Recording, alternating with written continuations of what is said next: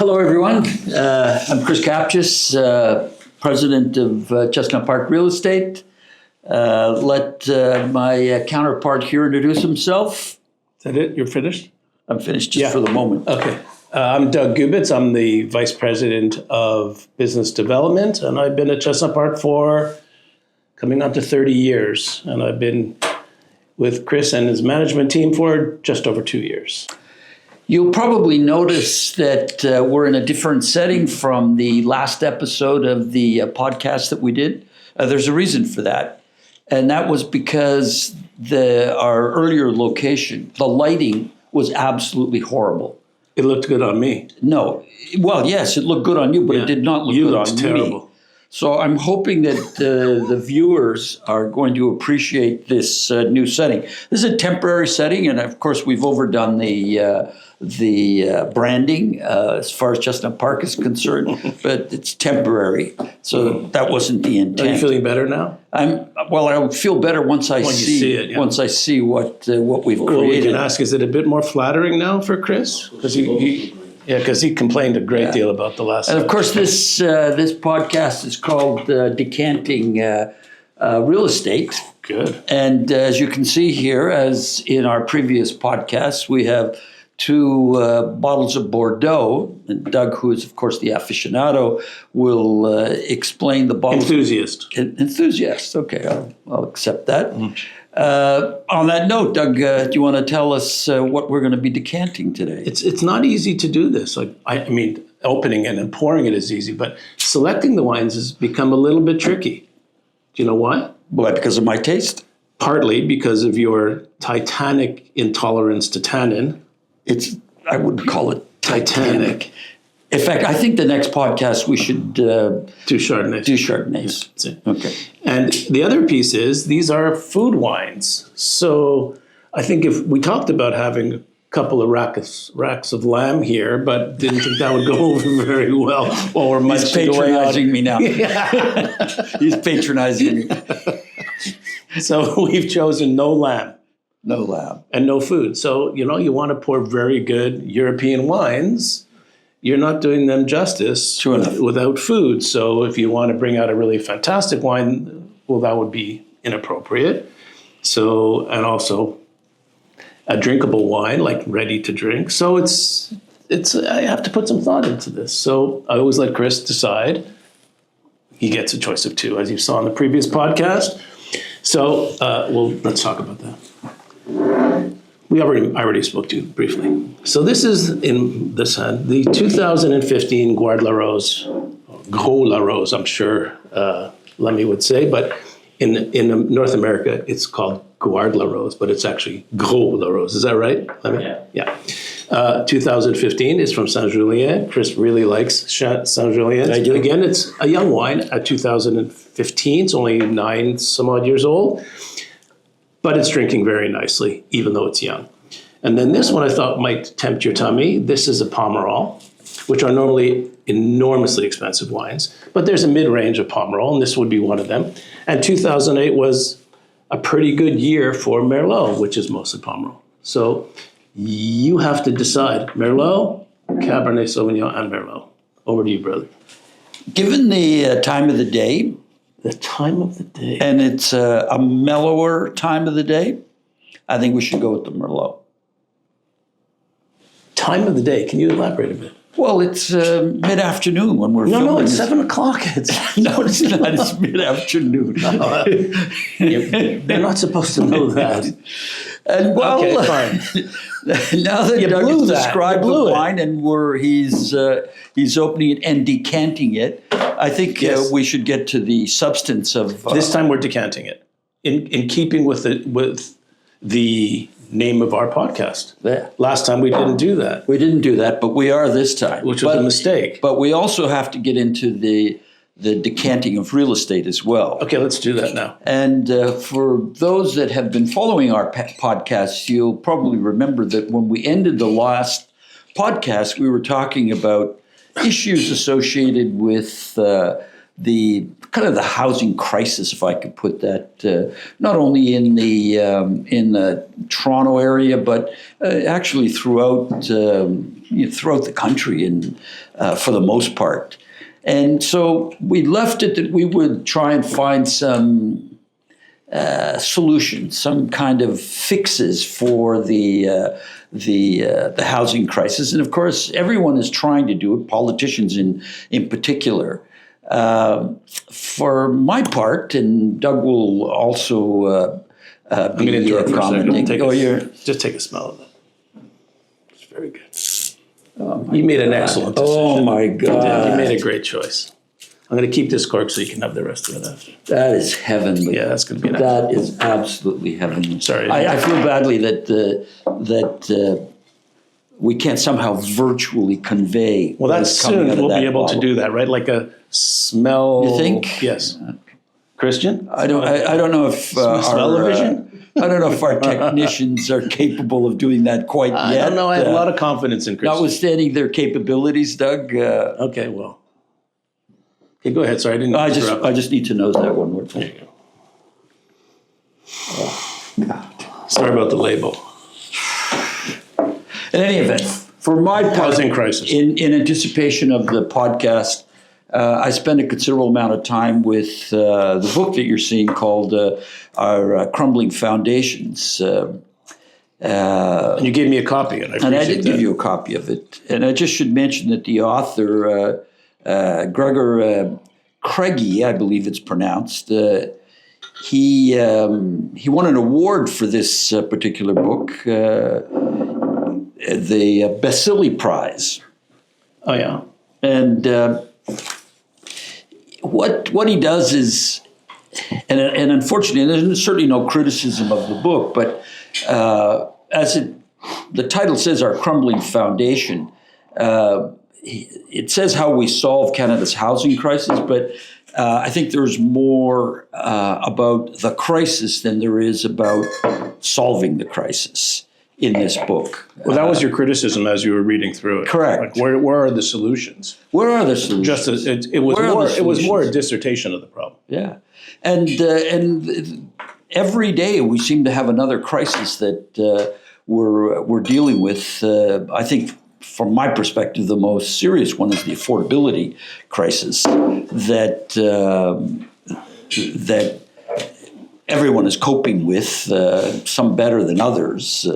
And he deals with this extensively in the book, and he points to some areas in the world that have, if not dealt with their housing crisis, and one that maybe we could learn a little bit from, but there's no, in my opinion, one solution, one fix that somehow is going to right the housing crisis that we're currently experiencing. Although we all look to government to fix it. We all look to government, but government is its own worst enemy, in my opinion, Doug. And you know how I feel about that. I think everybody at Chestnut Park knows how you feel about that. And we're going to talk about a recent government initiative and that's the problem. When government micromanages our housing issues, oftentimes the housing issues that they're trying to manage are exasperated by the steps that they take. But it was disappointing, but at the same time an eye-opener that this problem is a big problem. And you can have it's a big Western world problem. A big Western world problem, yeah. I'm just going to comment on an item because Doug and I have discussed this at length that I think Doug can probably expand on. But one of the areas that is examined in this book is the Tokyo marketplace. And that was my topic. No, it's your topic. I'm going to let you chat about it. I'm just kind of introducing it. And the finish and the finish and the finish, yeah. But in the book he talks about the Tokyo marketplace and how they have managed in Tokyo to maintain a decent level of affordability, much more affordable than Toronto. And there's something to be learned from Tokyo, but the problem is it's too late to learn it. Yeah, don't give it away yet. Okay, well, I'll give it to you. Well, are we going to talk about that now? Yeah, go talk about it now. So this book, and it's highly recommended read. Yes, It's 100%. an easy read, and it's enjoyable, and it really brings a lot of topics home, and it feels like you're living in that book. I found anyway. And may I, Please. before you, Christian? Doug? It smells nice. Yeah.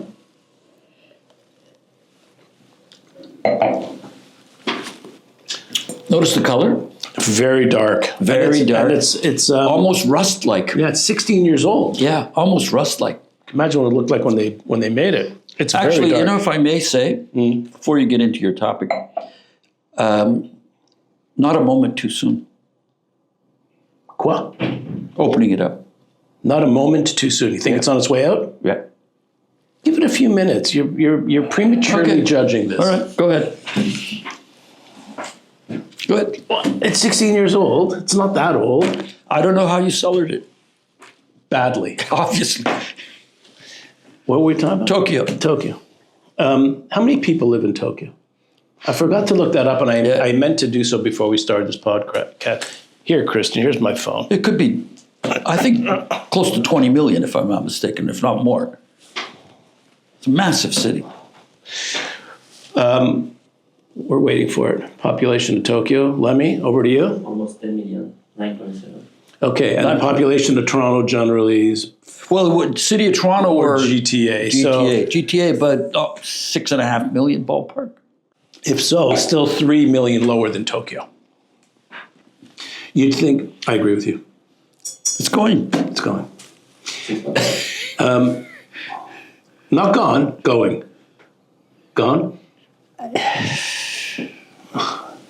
He's such a tough audience.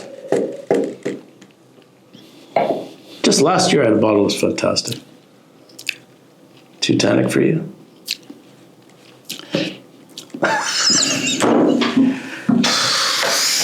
Tokyo. So 10 million people. At least 3 or 4 million people more than in the Greater Toronto area. Yet, and a very dense city. Very dense. Yet the rental rates and purchase prices of houses is considerably lower than it is in Toronto. The author went into this deeply. Like, how could that? And it was a story about a family that was from Toronto going back and forth. Like, they had lived in Tokyo and they were considering coming back to Toronto. And the biggest problem for coming back to Toronto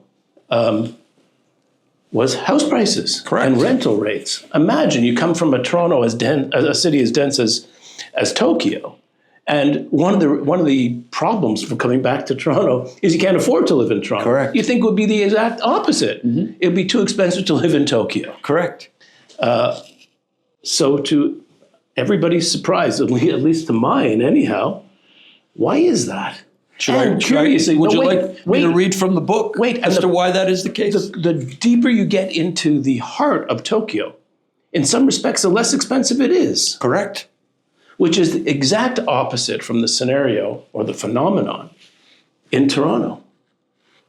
I think, I was very surprised to read this because I was turning the pages away to see how could that possibly be? Is it supply? Is it government intervention? What are they doing to make Tokyo affordable?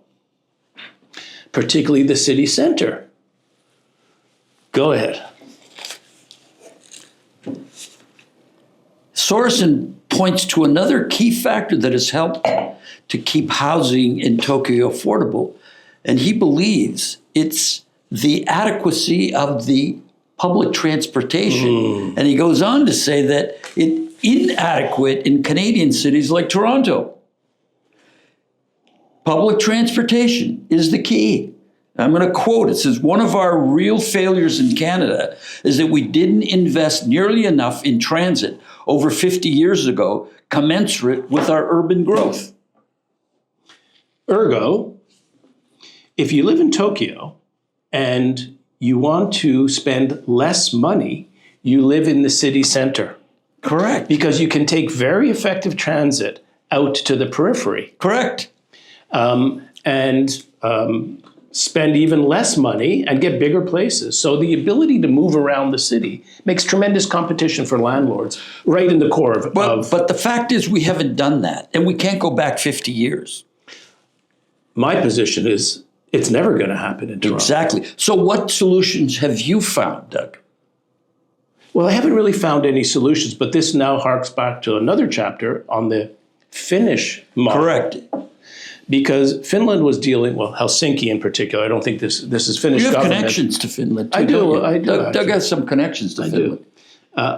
And I really quite like Helsinki as a city. And I like the Finnish people a great deal. But they have absolutely no homeless people, like 40 or something, in the entire population of Helsinki, pushing 1 million people now. It's a pretty small city. But they had a tremendous homelessness problem, which, as we all know, we're experiencing now horribly, right to the point where the provincial government is about to legislate again dismembering of housing. I think that legislation's on the table today. Today about, dismantling, homeless estates and parks and so on.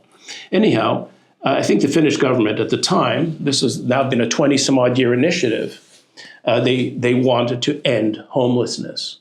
And they knew it wasn't just one thing you can do. You can't flip a switch and end homelessness. It's a determination. It's a drive and a focus, and saying to your community and to your constituents, this is a priority of ours, and we're making it a high, focused agenda item. So it's a commitment situation. And in the course of about 20 years, they resolved the homelessness, which was at crisis levels, and brought it down to effectively zero with small initiatives. But an accumulation of small initiatives creates a solution. No one fix, but they were determined to move resources, tax money, from some things to the housing crisis. But this legislation that we're talking about in Ontario that's coming down the pipe, it's not dealing with rectifying that problem. It's just legislation to clear the encampments. But that's true. But that's not resolving homelessness. I think there's some just moving it to around. it Where are you going to put these people? So you pick up 100 people in a park downtown Toronto. They've got to go somewhere, right? And that's what Finland or Helsinki, particularly municipally, addressed. They bought up disused warehouses and converted them into social housing projects. They bought up disused office buildings, converted them to social housing programs. They created tons of new social housing, and they spent a fortune doing it, but the government committed to it. Mm-hmm. So here what we do is instead 1 or 2 small initiatives politically, optically look like you're actually doing something, but you're not doing enough. That's the problem. You've got to continuously nip away at every little opportunity to create housing. And as we've discussed, it has to be at all levels of government, at the federal, the provincial, and the municipal. And there has to be a coordinated effort to resolve the issue. Yeah, but as you've said so many times, each level of government that becomes ineffective at solving the problems blames the level above it. Correct. So it ultimately ends up in the federal government's lap, and the municipal government says, we can't do anything. We're not getting any resources from the federal government. Give us money. That's it. Yeah. So where does that leave us? We as a municipality, as a city centre, or as a province even, can nip away at these things like the Finnish governments at all levels did so effectively. But they had a different scenario. They have good transit. Mm-hmm. So Tokyo, are we handcuffed no matter what initiatives we take? What are we going to do if we build housing estates, social housing, outside of the periphery? You and I talked about this just recently. We were coming back from both our Picton office and our Collingwood office and landed in both cases at the intersection of the 401 and the DVP. And we were astonished in both cases at the absolute sheer volume of people on the highways. Mm-hmm. Why are we have so many cars? Why? Because they don't have public transportation. It's that simple. It's easy to take a run at the cars to say, at everybody who's driving a car saying, we have too many cars on the road. Okay, so give me a viable alternative. Mm-hmm. Find me a way to get in from the peripheral environments in major cities in Ontario into where the jobs are, and I'll take it. But you can't. You just recently had an experience trying to get from your house to Yorkdale. Tell people about this. I'm not going to waste people's time, but basically the subway system broke down. So how many different pieces did you have to go from? Ultimately settled for an Uber, another car on the street. So you had a streetcar, subway, bus, and an Uber. Just to go shopping. Yeah. That's not happening in Tokyo. No. And it's not happening in Montreal, for example, which has a very sophisticated metro system. As it doesn't happen in some other major cities like London or Paris. Yeah. I think you're enjoying that. I think it's getting a little better. Is it? Yeah. And if not, we are going to pause this podcast and we're going to do an about face. I think it's slightly improving, Doug. To the point where it's opening. Are you willing to consider consuming it? Jury's still out. Okay. For a little bit. But, I'd like to just change gears. And I'll tell you why I'm going to change gears, because it's the timing is perfect to change gears. Because we're talking about initiatives that government takes. And by the time people are seeing this podcast, there'll be some federal initiatives that are designed to help with housing affordability that are going to be in play in Canada, and obviously predominantly in places like Vancouver and Toronto, and that is the cap on insured loans. You can explain to people what insured loans are. Is going from $1 million to $1.5 million effective December the 15th, which will greatly reduce the amount of down payment you have to make when you're buying a house. Correct. Used to be capped at $1 million, now it's $1.5 million. And in addition to that, there's going to be some help on the kind of cash flow affordability of consumers, in some instances related to amortization rates. Will be a couple $100 a month. Yeah, which is going to be changing and helping people as well. The reason I'd like to mention it is because that's going to happen on December the 15th. But there's a counter argument to that measure is only going to exacerbate an already exacerbated housing marketplace. And why would that be? Because the argument is that anytime you make housing more affordable for the consumer, it becomes less affordable within a very short period of time. So if we have more people that can afford to buy houses between 1 million and 1.5 million, and yet we have a supply issue and we have a huge demand issue, the price of those properties is going to go up. Are you implicating CMHC in the housing crisis? There is an argument that the insured lending program should be eliminated. That's a pretty radical statement. I'll say it is, considering that when it came into play many years ago, it was designed to help Canadians afford to buy houses. Did it work? It worked at the time. Why? Because at that time, the average price house was only about 3 to 4 times average household income. Okay. In a place like Toronto, it's 10 times, perhaps 11 times household income now. And if you go to Vancouver, it's even higher. Could be as high as 13 times income. So if we make it more accessible to more people, and we have this huge demand, we're actually going to be making it more difficult over time for people to get into housing, because housing is going to be more expensive. Political move? Political move. I think with good intentions. So what's the answer there? Should we just not have CMHC? No, but that's why we're decanting real estate. No, but we're trying to finance it. But it's a radical position. Yeah, the position. I'm not suggesting that it's my position. I actually have a CMHC history. Really? Yes. Oh, I didn't know that. We could save that for another time. We already did that in podcast 2. Did we? Yeah. I forgot that. We did. But The intentions are good. Remember we were talking about But no, hang on a MERS, second. MERS, remember? Yeah, I do remember. Okay, Merv, so- just a second. The intention is good. In fact, you know what? The BC government is proposing some changes whereby the BC government is going to take a second mortgage position with home buyers up to 40% of the value of the property, which is an old CMHC program. It's a called federal program. Yeah, called the AHOP program, Assisted Home Ownership Program. So everything gets reinvented. If we were to go back and the federal government through CMHC continued to do what it did for those wonderful halcyon years, from probably the 60s to the early 90s, we would not have the housing crisis we have today. So now CMHC's responses are purely reactionary. Well, CMHC is basically just a money-making institution to make over $1 billion a year on the insured loan program, Which they return to the federal government. which they return to the federal government, which the federal government I don't gives away by way of a tax holiday on HST, $250. $250.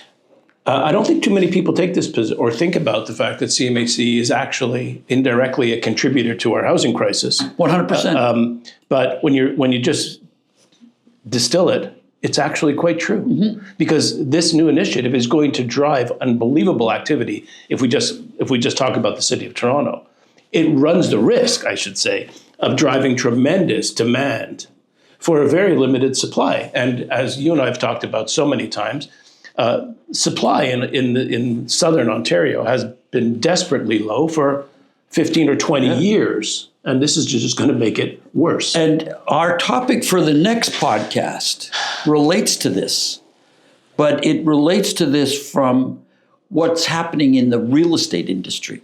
So just as a little teaser to our audience.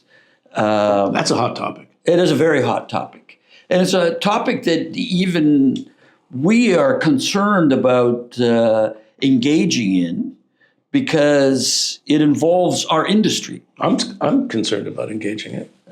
I think we'll take the leap of faith, but it is dangerous territory. So in sort of concluding this podcast, notwithstanding that our wine did not measure up to our That's part of the wine game, by the way. You get you get some good ones and you get some bad ones. I know that. The intent, just like CMHC's. So you're not criticizing. Just like CMHC's intention, your intention was Yeah, and good. I didn't make the wine. I just bought it and poured it in your glass. That's all I did. I know, but you see. And I am taking it personally, just so you know. Sorry, I am. But we will have a very sensitive subject that we will talk about at our next. And I podcast. kept it perfectly well, by the way. Just so Did don't you? go to. Of course, you've seen my cellar. Did you? It's not about how it's been kept. Before Doug starts crying, thank you everyone for watching this So podcast. ungrateful. For those who are listening, I pour him a bottle of Pomerol, and all he does is criticize it. I mean, for crying out loud. Thank you everyone.